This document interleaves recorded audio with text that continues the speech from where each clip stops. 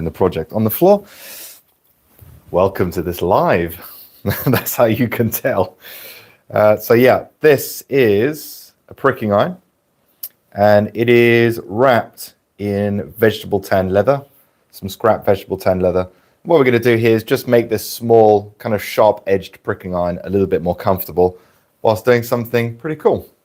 So I am putting this in the clamp, and because it is the shaft, the handle is quite tapered, I'm just rolling up some scrap leather because I'm putting it into the jaws of this clam,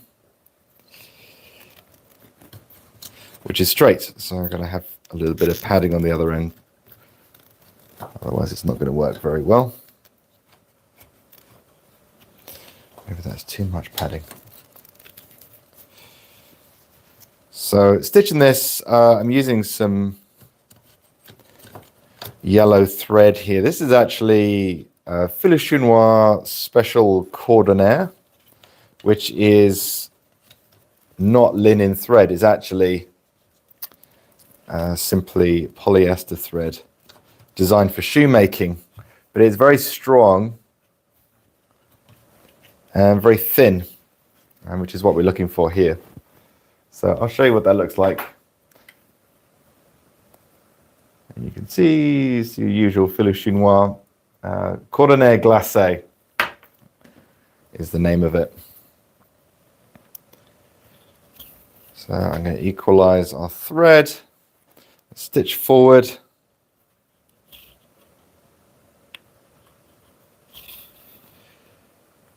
Make sure we are equal, and we are. Cross over.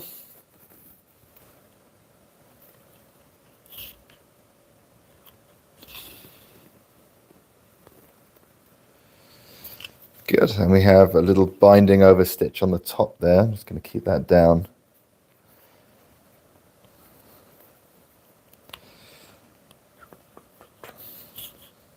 Welcome, anybody who's joining from around the world.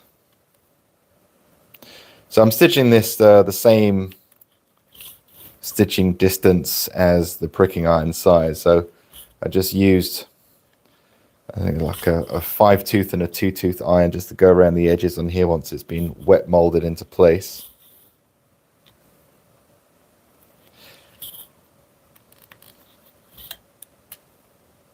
Oops.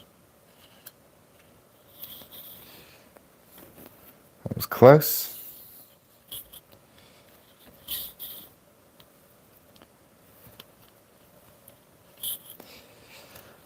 Welcome in. Hi, Daniel. And if anyone has any questions, feel free to ask away. So I'm going to be stitching one side on this. The other side I'm going to actually stitch on camera because I'm recording this. But I'm also heating up an electric edge creaser just over there because I need to finish off a leather wrapped handle on another tool, and I'll show you what that looks like in a moment when I get to the end of this. Yeah, but if anyone has any questions, feel free. I'm not having to focus or think too hard.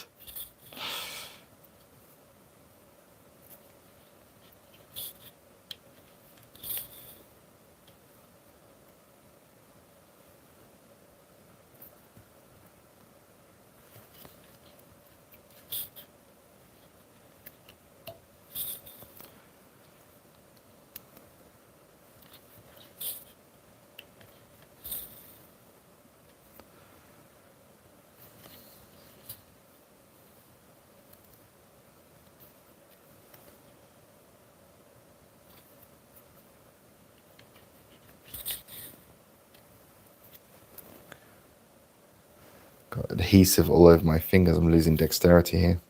So yeah, this is simply vegetable tan leather, undyed, untreated veg tan, sometimes known as crust or russet. Saddle leather. It's had minimum finishing, so we will need to wax this once this is all polished up nicely.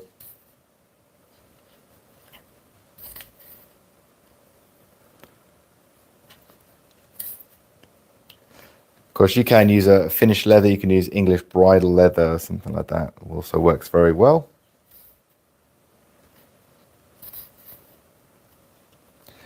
Sometimes when you're using a pricking iron for a bag, doing panels, large areas, belts, things like that, when a pricking iron is on the smaller side or has sharp edges, or the design just doesn't have the mass at the bottom, you get hot spots on your fingers and it's quite uncomfortable to use after a while, because usually you want to use a considerable amount of down pressure when you're pushing the pricking iron into the leather to keep it in place as you hit it, but also to keep the leather pressed flat against the flat surface to make sure that you're going in at 90 degrees to the surface of the leather. So you generally don't just place the pricking iron on and hold it gently. You're using a bit of force pushing down, and sometimes after a long seam making the holes, it's uncomfortable in the fingers. So this just adds a little softness, a little mass to make that easier, and it just looks cool.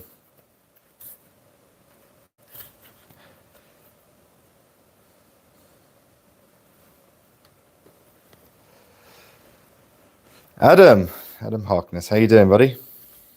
Hope you're doing well. So I'm going to cross these over, the little binding stitch at the front.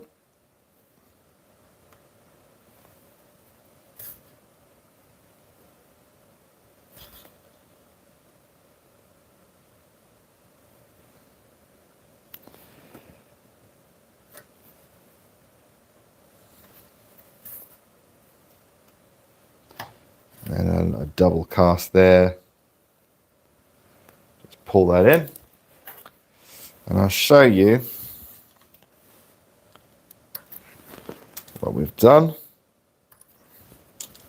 Now, I would do the other side, but I've got to film it on camera.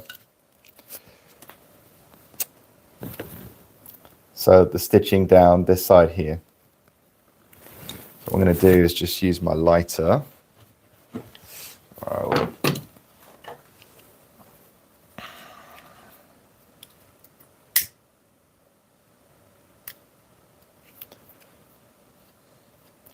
And the flame is up towards the scrap edge because this is going to get cut off.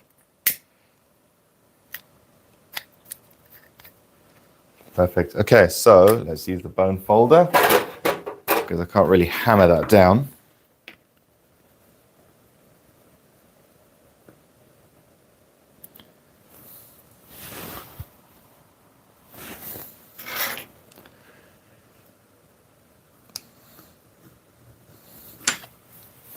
So there we go. Okay, so then I'll be doing the other side, and then I'm going to be trimming, but I'm going to leave a little bit, and this will be in the video. I'm going to leave a little bit there, wet it, and then what we're going to do is use the bone folder to kind of like the edge of the bone folder to apply a lot of pressure, and that edge begins to kind of like open up and almost flower almost like a mushroom, and domes over the stitching. So you probably won't even be able to see the stitching at the end of it. It gets covered up, and that gives us a larger surface area, nice and rounded, opens up the grain, and we can put in wax and then heat seal that and get something nice and comfortable. But of course, you can just simply trim this close to the stitches and leave it at that, but that doesn't increase the surface area, making this comfortable to hold. So it depends on what you want to do with it. Okay, so that is going to be in the video. Another one that I get asked so often about some of my pricking iron, and not my pricking irons, my skiving knives. From, you know, in the courses and in the videos, how do I make the leather wrap that goes around there? How do I do that? And here's one. This is ostrich. It's kind of simple, but not simple at the same time. It's a few factors that you have to kind of consider in it. And this is one that I've done for the video. This is a really nice kind of deep purple, almost like a dark violet. So it's an overlap skive. and also this handle's tapered, which adds a little bit of complexity. Overlap skive, and the idea is it's invisible, but also you want the overlap to be beneath the surface, and for that we use a creaser. And next what I'm going to do is just finish off this hammer. So this is a vintage hammer. And I've tried dating this. This is a T. Dixon hammer. Many of you probably know Dixon hammers and pricking irons. I kind of recognize the vintage pricking iron. This is the same company. And I've tried dating this one, and we're looking at anywhere between 1880 and 1920, but most likely before the beginning of the 1900s. And I actually have a modern version up on the wall, and it's nowhere near as good. It was a version that they made shortly before they shut down. But the handles on these were actually very thin. They were made on a lathe, on a wood turner, and they're completely cylindrical. So what I've done here is I've added leather shaped on the inside, and then we have a tennis racket wrap on this one.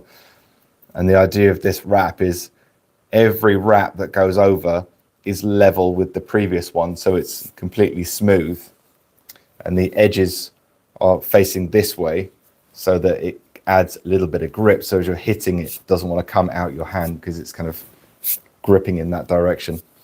Anyway, we're just going to smooth the edges down. So I've sealed the edges on them. Hopefully this is the right temperature. I'm just going to use a spatula here.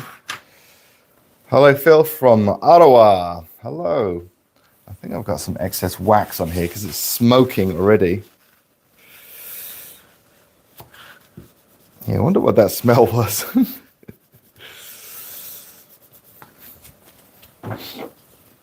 Okay, let's bring you guys in a little bit closer. Let's get a little bit more intimate. What a haircut. I just gone back from France, actually. I was on holiday, and I had a haircut for that. So just going around these edges now, just to smooth them out a little bit, make them a little bit less grabby. Used a Resolene compound in here.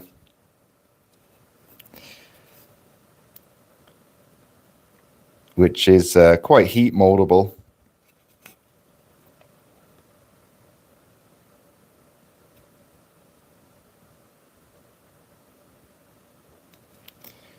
So I just want to smooth those edges. Makes it look and feel a little bit nicer. I've done this on other hammers as well, and it makes them so much more comfortable to use, especially for extended periods. And this is chrome tan leather, just makes it a little bit softer, that's all. But for these wraps, you can use veg tan as well. If you want to see a nice patina, do a tennis racket wrap in veg tan, undyed veg tan, and just let it color naturally with the heat and the oils and the friction from your hand. It's gorgeous.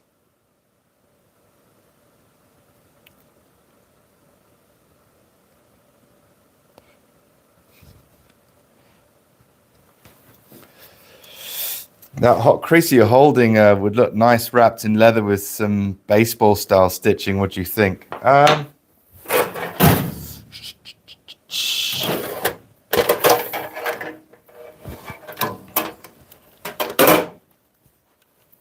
mean, like that.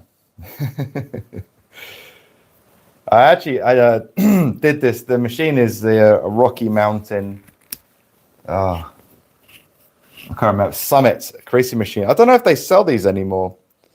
They're made by Dupin. But I did a review on it, and I actually did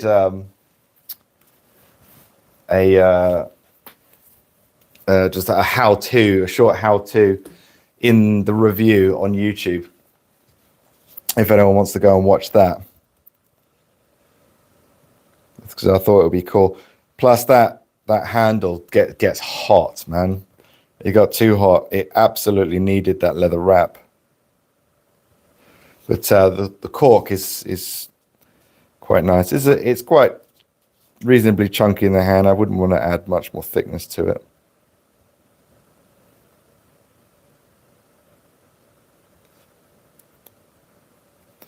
But yeah, I have done it in the past.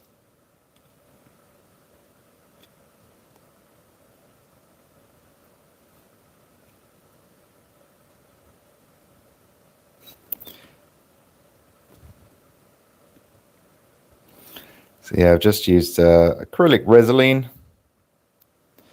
in this. Black acrylic Resolene just soaks into the edge and then hardens inside. Not necessarily to make it water resistant, but because it's basically a plastic, you can heat mold it.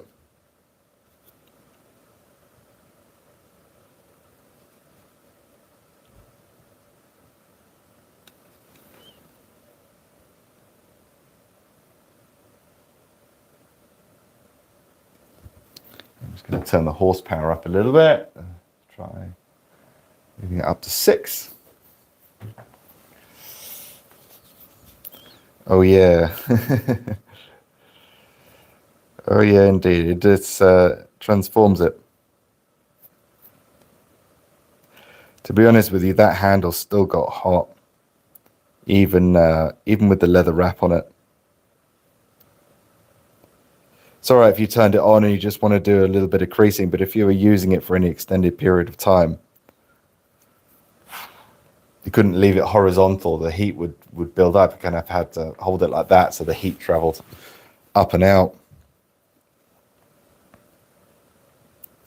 Yeah, it was a bit of a pain to use. The machine is great, but the handle is I didn't like as much.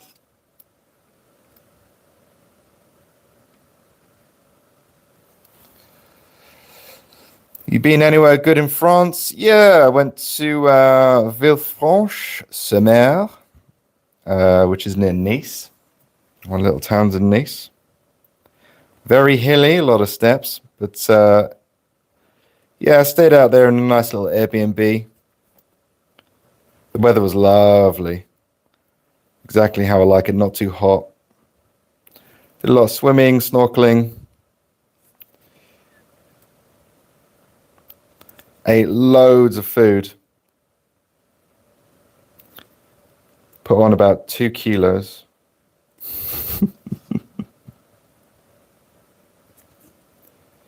But it was worth it.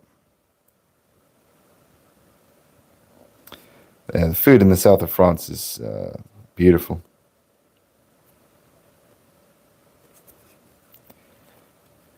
Went to a few nice places out there as well. I went to Ez, which I haven't been to since I was a kid. That's can't believe some of these places that used to be like hidden gems. Now everyone knows about them. It's just so crowded, so packed. You just want to leave as soon as you get there. It's awful. But overall, beautiful, beautiful place. Adam says, which came first, T. Dixon or Joseph Dixon? T. Dixon, as far as I'm aware. J. Dixon came a little bit later on. I can't exactly remember when.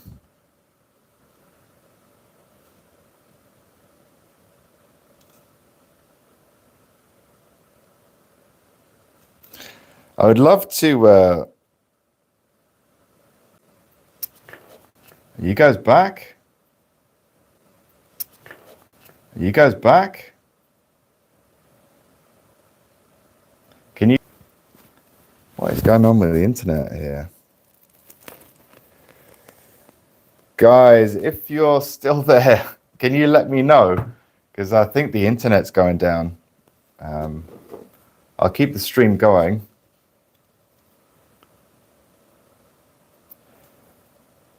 Hopefully it won't end. But yeah, anyway, I was talking about I've always thought about buying the Joseph Dixon or Dixon branding and coming out with relaunching the brand of pricking irons. That would be incredible. I love the vintage pricking irons and the wide prong.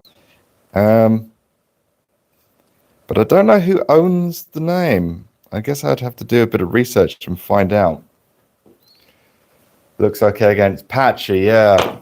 I mean, I was meant to do this live yesterday and actually kind of saved the work I was doing for today because the internet was going down. But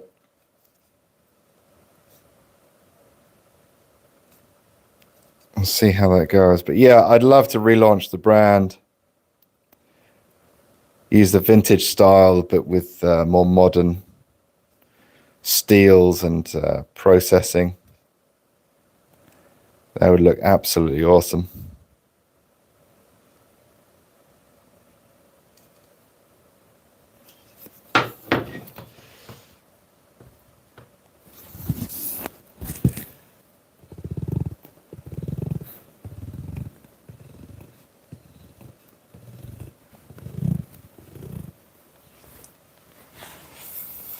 I collect Joseph Dixon and found some amazing pieces. Yeah, some of their stuff is really good. I like their hammers in particular and their pricking irons. Those are the two. I mean, some of them are kind of unbranded, but most of the ones up on there are J. Dixon and some T. Dixon.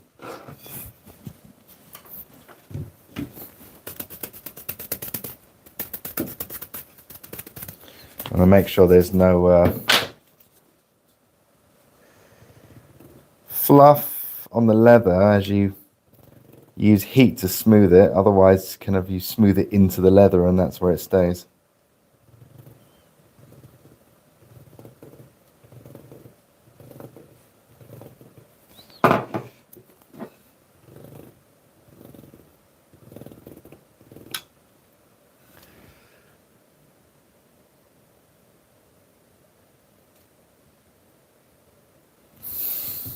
Okay. See how that feels. Oh yeah, night and day. Yeah, that feels a lot smoother, less it wasn't rough, but it was, you could feel the edges and now they're smoothed over. Yeah, that makes, yeah, it's going to come in handy. Nice. I like that one. I'll show you the new one. I say new.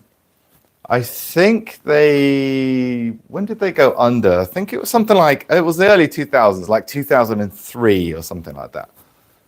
I might not be correct, but it will be around that time. This is another wrap that I've done, this one in brown. And you can kind of see, these are called straps, by the way, that go attach or weld onto the cheeks of the hammer. And you can see the difference. It's a slightly longer hammer, very slightly larger. But when I turn it to the side, you can see the straps here are recessed into the hammer. So you can't really feel them, if you know what I mean. It's kind of seamless. And these ones, it's literally just placed on. And you can see there, before they went under, and some of their, can't remember if, and I've seen some of their pricking irons would have jdixon.co.uk written on everything. I guess as they were proud they had a website or something. But whatever the case, they started doing that right kind of towards the end before they went under. But the quality of workmanship between these two is night and day. This steel is actually, I think that might be purposeful. Is quite a bit softer. If you whack something metallic, like the head of a hardened steel nail or something like that, you do get dents in this. Whereas this one, I had to get rid of some chips in there. The steel on this is much, much harder. I don't necessarily think that's always a benefit. Sometimes if it deforms very slightly, you're more likely to grip what you're hitting with. So I use both of them. I really like them. I prefer this one because I liked the handle a bit more. But now this is done, I might use that a little bit more often. This is a turned edge wrap. So the edges here have been thinned on the skiving machine, or hand skived, I can't remember what I did, and turned over and then wrapped. So there's no edge, if you know what I mean. It's all turned edge all the way down. This one has a double pinned, and this one's a slightly larger single pin, just to finish that off so it doesn't go anywhere. But yeah, slightly heavier on this one, but I like this one.